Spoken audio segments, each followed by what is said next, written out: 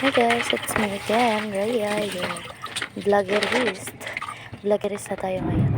So for today's video, gumagawa ako ng sensory game na anong gapang tawag ito? Yung nahanap nila yung toys nila as in saving animals pala.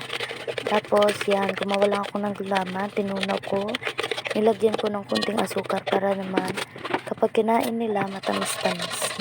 And yan, hilalo-halo ko lang. Hinugasan ko na pala yung ating mga toys na gagamitin. Yung maliliit na animals lang. And sinali ko na rin dyan yung mga dinosaur.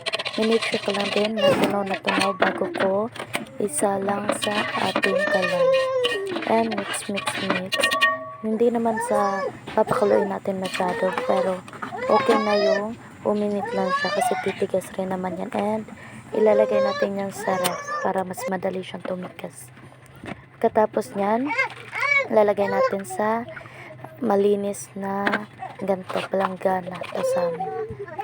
And then, lagay nyo lang yung mga hayop. Huwag nyo na lang pansinin yung hugasin at yung para sa mga miming po na pagkain. Yan, at ilagay na po natin sa ref. May sumama pang bata. Huwag nyo na lang pansinin yung kalat. Ganyan talaga pag may bata. Pagkatapos niyan, kukunin na natin kasi sandali lang naman to.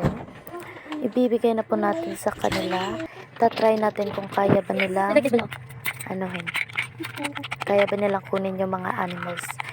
May 3 years old and 1 years old po yung naglalaro nito and kinakain rin naman to namin. Kaya yan. Kinain na po namin guys. Naubos na po ang gulaman. Hindi pa na-save ang farm animals. May water animals din. So feel talaga to kasi nag-away talaga sila. Yan o. Inaalis ng baby ko yung isa.